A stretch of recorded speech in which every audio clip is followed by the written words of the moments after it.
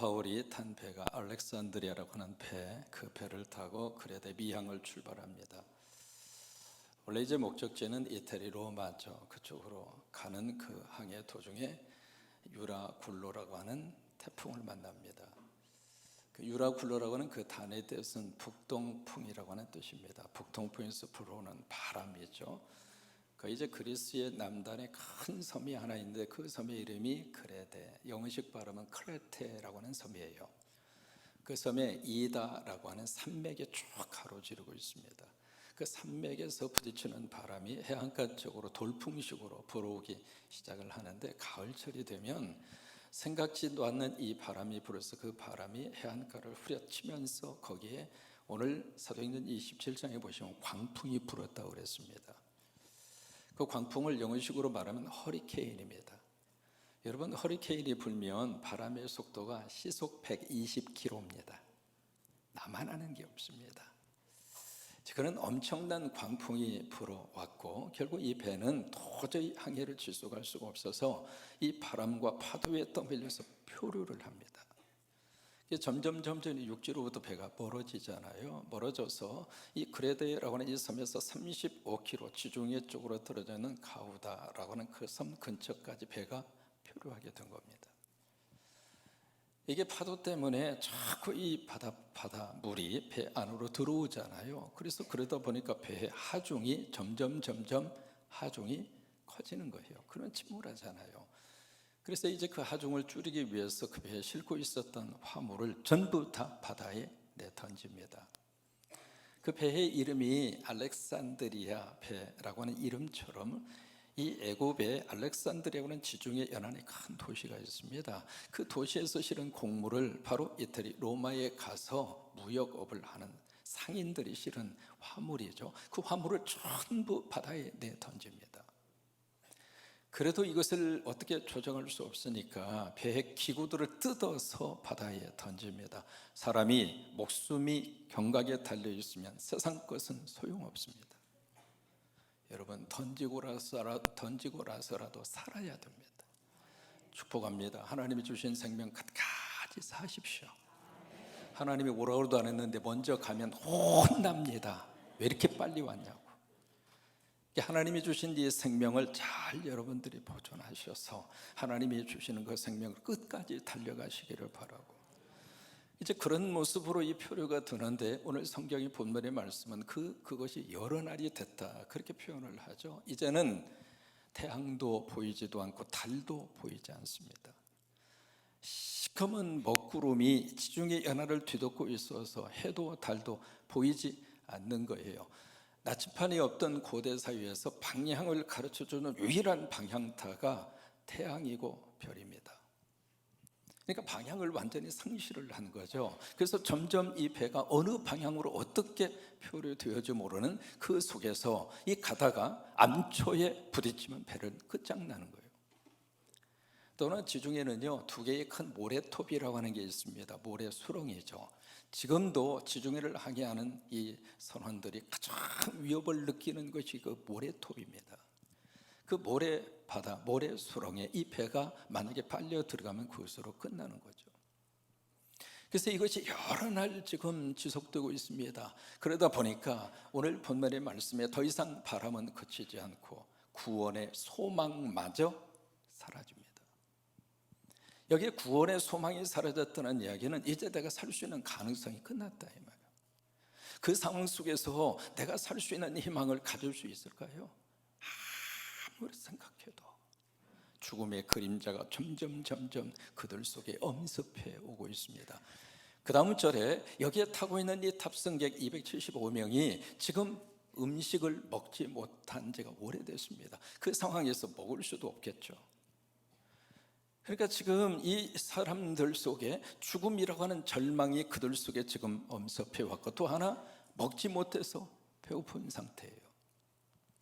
그런 상태 속에 있는 275명 앞에 누가 선대냐면 바울이 있습니다. 바울이 서서 거기 있는 사람들에게 뭐라고 이야기하느냐면, 당신들 생각해 봅시다. 그때 내가 떠나지 말자고 제안하지 않았습니까? 그때 내 말을 듣고 떠나지 않았더라면 이런 고생을 하지 않았을 터인데 지금 바울이 그 말을 하는 이유가 뭘까요? 그때 당신들 말이야 내 말 안 듣더니 꼴 좋다, 그런 마음으로 그 말을 했을까요? 대답 좀 해봐요. 바울의 마음속에 백부장, 당신 내가 그때 권고했을 때 왜 내 말보다 선장과 선조의 말을 더 믿고 그러고 나서 이 항해를 강행하더니 결과가 뭐야? 불평하기 위해서 바울이 그 말을 꺼냈을까요? 그런 건 아닙니다. 왜 바울이 그 말을 꺼냈을까? 지금 내가 그때 했던 말이 지금 현실적으로 결과적으로 내 말이 맞지 않느냐? 여러분 그래야 안 그래요? 그때 바울이 그랬습니다. 지금 금식 기간이 끝나고 지금 가을철이다. 가을철이 되면 분명히 이다 산맥에서 계절풍이 불 것이고 그 계절풍이 불면 그것이 태풍으로 돌변할 가능성이 있다. 그러니 좀 춥더라도 좀 불편하더라도 미항 떠나지 말자. 근데 거기에 있었던 다수의 사람들이 아무쪼록 우리가 페닉스로 가자 그렇게 썼다는 거 아닙니까? 그러니까 바울이 그것을 다시 한번 상기시켜 주는 거예요. 그때 내가 했던 말은 내 개인의 의사가 아니라 나는 기도하는 사람이다. 나는 주의 종이다. 주의 종의 말을 무시한 결과가 이거지 않느냐? 여러분 주의 종의 말을 허투루 듣지 마시기 바랍니다. 특히 믿음 생활하시는 분들은 강대상에서 선포하는 말을 가볍게 여기시면 안 됩니다.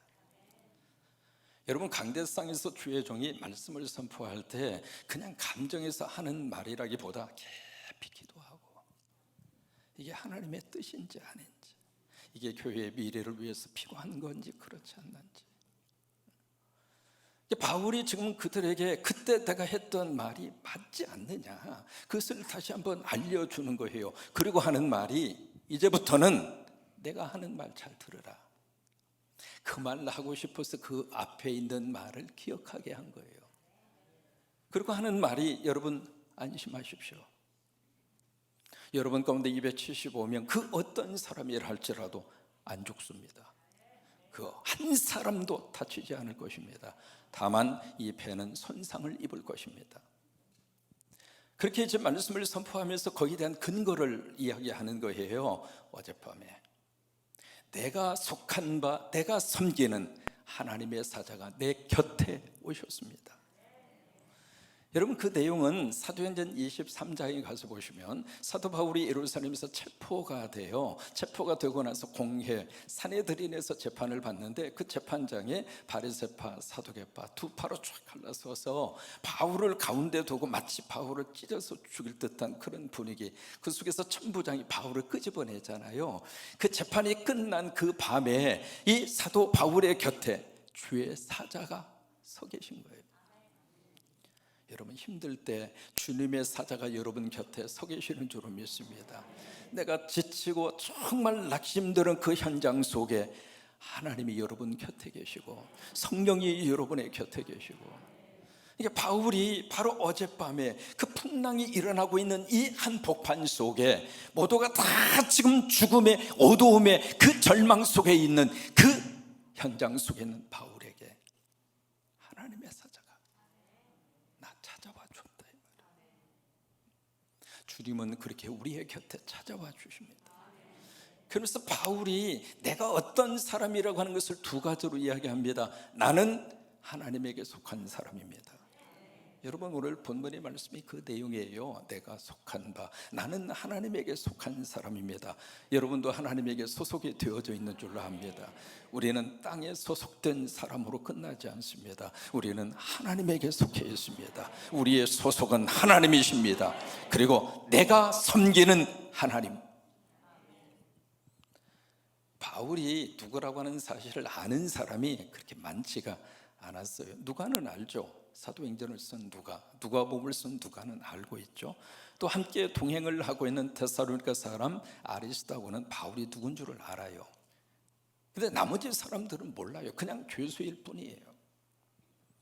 그들에게 바울은 나는 하나님을 섬기는 사람이고 나는 하나님에게 소속한 사람입니다.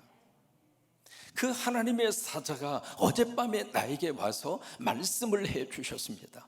무슨 말씀을 주셨는가? 바울아, 너는 분명히 가이사 앞에 서야 하겠고, 너와 함께 지금 탑승을 하고 있는 275명의 이 모든 사람들의 목숨을 내가 너에게 주겠노라. 그 말씀 속에서 우리에게 뭘 말씀을 하시냐면, 우리 생각 같아서는 사자가 딱 나타나서 바울아 걱정 마, 너 안 죽어, 그렇게 말씀하실 것 같은데 그 말씀이 아니라 바울아 네가 가이사 앞에 서야겠다. 여러분, 그 말씀은요, 사도 바울에게 하나님이 주신 사명이에요. 바울아, 너 사명 있잖아. 그게 사도행전 23장 11절 말씀이거든요. 예루살렘에서 나를 증언한 것처럼 로마에서도 나를 증언하여야 하리라. 그러니까 너 지금 가이사 앞에 서야 되잖아. 그게 내가 너에게 준 사명이잖아. 네 사명 아직 안 끝났잖아. 그 사명 끝나지도 않았는데 네가 죽을 것 같아? 아무리 유라굴로가 아니라 그 어떤 태풍이라 할지라도, 허리케인이 불어온다 할지라도 네 사명 끝나기까지는 네 생명 안 주고, 아니 너 죽을 수 없어. 너는 네 사명 끝까지 감당해야 할 거야. 여러분, 사명이 이렇게 귀중한 겁니다. 사명을 붙잡고 살면 그 사명이 끝날 때까지 하나님이 우리의 생명을 보호하십니다. 그 사명이 끝날 때까지 하나님이 우리를 보호하십니다. 그 사명이 완성될 때까지 하나님이 여러분들을 책임지실 것입니다. 믿으시면 손 들고 아멘.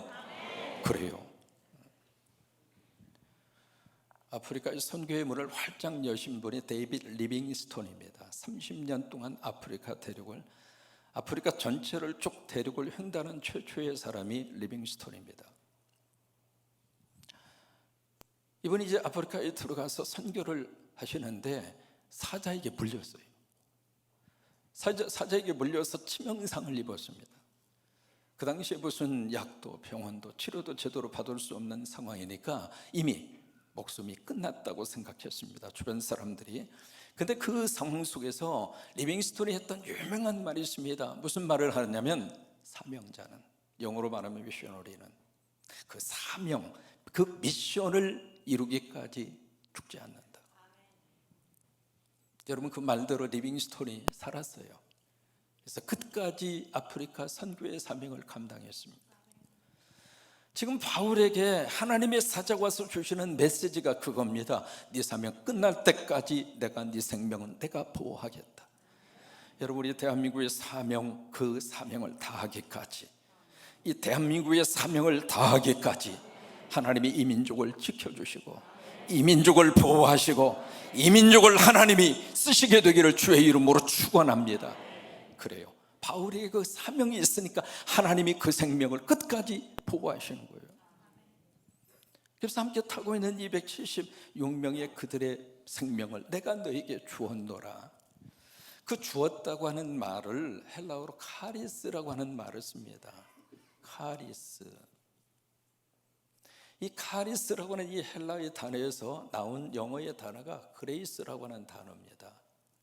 이 그레이스라고 하는 이 단어의 뜻은 은혜라고 하는 뜻이죠. 근데 이 카리스, 그레이스, 은혜라고 하는 단어 속에 어떤 의미가 담겨져 있느냐면 선물이라고 하는 뜻이 있어요. 그러니까 바울과 함께 타고 있는 276명의 생명을 내가 선물로 너에게 줬다 이 말이에요. 왜 이 말씀을 하실까? 나중에 이게요, 전부 다 메리데라고 하는 섬에 도착을 해서 276명이 다 살았어요. 살은 다음에 바울이 증거하는 복음을 그 사람들이 믿었을까 안 믿었을까? 대답 안 하시는 분은 뭐예요? 그 상황 속에서 바울 때문에 살았잖아요. 바울 때문에 죽을 목숨이 거기서 머리털 하나 상하지 않고 살았잖아요. 그러면 바울이 증거하는 복음과 바울이 증거하는 예수 그리스도를 그분들이 믿었을까 안 믿었을까? 믿었죠. 그래서 바울에게 준 선물이라 이 말이에요. 그래서 그 다음 절에 사도 바울이 그렇게 이야기합니다. 그러므로 여러분 안심하십시오. 그러면서 그 다음에 나는이라고 하는 말씀이 그 다음에 나오는데 25절에 보시면은요, 그러므로 여러분이 안심하라. 그 다음에 나는이라고 하는 단어로 시작을 하는데, 안심하라 하고 그 다음에 나는이라고 하는 말로 시작하는 그 앞에 단어 하나가 들어가야 이해가 됩니다. 영어로 말하면 for라고 하는 단어입니다. 왜냐하면, 그 말이에요. 여러분 안심하십시오. 왜냐하면, 그 다음에 그 이유를 그 다음에 설명하는 거예요. 나는 내게 말씀하신 그대로 이루어지리라고 하나님을 믿습니다. 그게 바울의 참 위대한 고백입니다. 내가 지금 하나님을 믿습니다. 어떤 믿음을 가지고 있는가? 말씀하신 그대로 이루어지리라고, 이루어지게 하시는 그 하나님, 그 하나님을 내가 믿습니다. 영어로 말하면 I have, 내가 가지고 있습니다. more faith, 믿음을. 어떤 믿음인가? In God, 하나님을 믿는 믿음을 I have, 내가 가지고 있습니다. 그 말이에요. 바울은 다른 것을 믿지 않았습니다. 하나님을 믿었어요. 그 태풍을 잔잔케 하시는 분은 하나님이시잖아요. 천지를 주관하시고 전능하신 그 하나님이 이 모든 자연 현상을 주관하시고, 그래서 유라굴로를 할지라도 이것을 해결할 수 있는 분은 하나님이시라. I have faith, 나는 믿음을 가지고 있습니다. in God, 하나님에 대한 믿음. 오늘 우리에게도 이 믿음이 있게 되기를 주의 이름으로 축원합니다. 내 문제를 해결할 수 있는 분은 하나님이십니다. 우리 가정을 보호해 주시는 분도 하나님이십니다. 우리 자녀들의 미래의 앞길을 열어주시는 분도 하나님이십니다. 먹고 사는 문제를 해결하시는 분도 하나님이십니다. 나는 하나님을 믿습니다. 환경을 믿지 않았어요. 이 환경이 언제쯤 좋아지겠는가 기대는 가졌을지 모르지만, 그러나 환경을 믿지 않았습니다. 또 하나, 나는 사람 믿지 않습니다. 왜요? 사람 믿어서 그렇게 됐잖아요. 다수가 아무쪼록 베니스로 갑시다, 그렇게 해서 다수결의 의견을 쫓아서 항의를 시작을 했는데 결과가 그렇게 됐잖아요. 나는 하나님을 믿습니다. 그래서 결과적으로 몇 날이 못 되어 우리들이 작은 섬에 도착하게 될 것입니다. 그게 바울의 오늘 말씀의 내용입니다. 오늘 성경 말씀 속에 안심하라라고 하는 말이 두 번 나와요. 두 번 나오는데 복음서를 보시면은 안심하라 이 말씀을 3번 이야기하세요. 가장 먼저 하신 말씀이 중풍병 환자에게 예수님이 안심하라, 그 말씀을 하세요. 마가복음 9장 2절에 보시면은요, 이 중풍병 환자 4명이 친구들이 침상차 데리고 왔잖아요. 이게 마가복음하고 누가복음하고 마태복음하고 내용이 조금씩 다릅니다. 마가복음하고 누가복음에는요, 이 침상째 들고 온 이 중풍병자를 지붕 위에 올라가서 지붕을 뚫어요. 근데 마태 같은 경우에 있어서는 지붕 뚫는 이야기가 없습니다. 그냥 침상차 데리고 온 거예요. 데리고 왔는데 침상차 때문에 와서 누구에게 왔는가? 예수님에게 온 거예요. 예수님에게 오면 답이 있습니다. 예수님에게 오면 길이 보여요. 예수님에게 오면 역사가 나타납니다. 그래서 이 친구들이 다른 데로 간 것이 아니라 예수님에게 온 거예요. 이 시간도 여러분 예수님에게 오셨어요. 예수님이 여러분 인생의 길을 열으시기를 바라고, 답을 주시기를 바라고, 역사가 임하기를 바라고, 그래서 온 그 중풍병 환자를 보고 마태복음 9장 2절에 예수님이 그렇게 말씀을 하십니다. 침상에 누운 중풍병자를 사람들이 데리고 왔어요. 데리고 왔을 때 예수님이 뭘 보셨어요? 누구의 믿음? 그들의 믿음. 여기 그들 속에 친구 4명이 포함이 되잖아요. 또 하나, 누구 믿음이 거기에 포함이 되어져 있을까요? 중풍병 환자입니다. 이 시간 예배하는 여러분들의 믿음을 주님이 보세요. 믿음이 있으니까 와서 예배하시잖아요. 그러니까 믿음을 주님이 보시는 거예요. 그래서 그들의 믿음을 보시고 그 다음에 뭐라고 말씀을 하시느냐면 작은 자야. 키가 작다 그 말이 아니에요. 영어로 son이라고 하는 뜻입니다. 아들아 그 말이에요. 아들아 안심하라, 내 죄 사함을 받았느니라. 이 시간 여러분 이 복 받으시기 바랍니다. 영적으로 중풍병 걸린 사람, 심리적으로 중풍병 걸린 분들, 경제적으로 중풍병 걸려있는 분들, 사랑하는 자녀야 안심하라. 내 죄사함을 받았느니라. 두 번째로 이 말씀을 주신 대상이 누구냐면 12년 동안 혈류증 앓던 여인이에요. 앞에는 남자고 뒤에는 여자입니다. 몇 년 동안 이 병을 앓았느냐면 12년 동안 앓은 거예요. 10이라고 하는 숫자는요, 앓을 수 있는 것만큼 완전히 그 질병 속에 고통을 당했다 그 말이에요. 그러면 진병의 회자 있어요, 없어요? 없습니다. 자식 어느 정도 간호해 줄 수 있습니다만은 우리가 누워 있고 우리가 병들어 있으면은요, 그 자녀 과연 몇 년이나 보호해 줄 수 있을까요? 만약에 내가 지금 아파서 누워 있으면은 내 남편이 내 곁에 얼마나 지켜줄까? 속으로만 대답하세요. 내 아내가 내 병수발을 얼마나 해줄까? 축복합니다. 아프지 마세요. 병에 걸려서 오랫동안 침상에 누워있지 마세요. 참 사람이 서글픈 겁니다. 외롭고 고독하고 쓸쓸하고요. 그래서 어떻게 해서라도 여러분 건강 지키세요. 건강은 건강할 때 지키셔야 돼요. 그러니까 먹고 싶은 거 있으면 절대 돈 아끼지 마요. 사서 잡수세요. 절대로 먹고 싶은 거 뒤로 미루지 마시고요. 왜요? 여러분도 좀 누리고 사셔야지. 자식을 위해서 그만큼 헌신하시고 수고하시고, AS도 얼마나 기간이 긴지. 시집가고 장가 갔는데도 또 AS를 해서 그냥. 건강할 때 여러분들이 건강을 잘 지키셔서 병 걸리지 말고 침대에 누워있지 말고.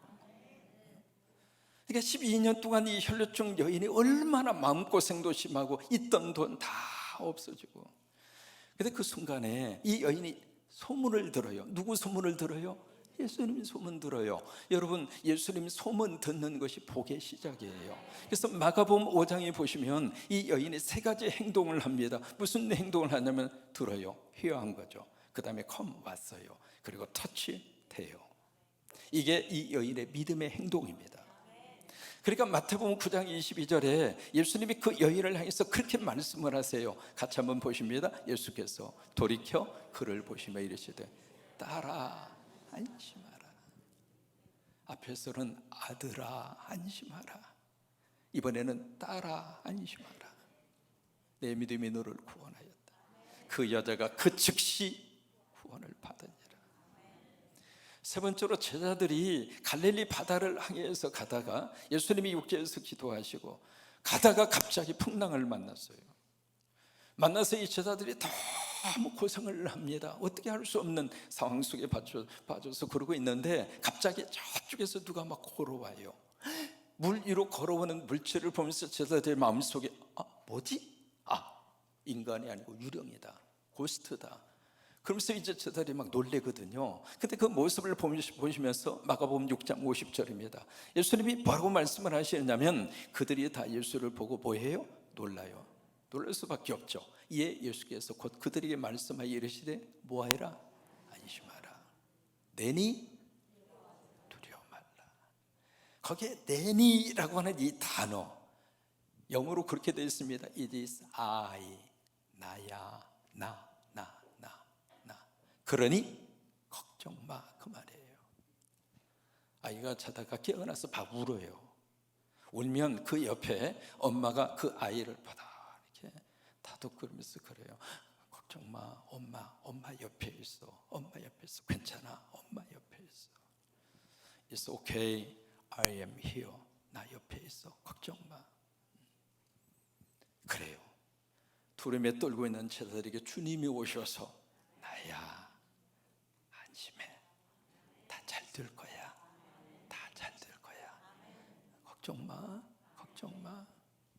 여러분, 예배 시간에 이 말씀을 여러분들이 주의 음성으로 들으셔서 이런저런 풍랑 속에 빠져서 참 어느 때는 우왕좌왕할 때도 있고 그 풍랑의 한복판 속에서 답이 없어서 절규하고 한숨 쉬고 주님 우리에게 가까이 오셔서 말씀하십니다.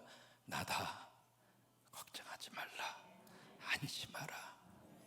여러분, 우리가 피난처 피할 수 있는 피난처는 예수 그리스도입니다.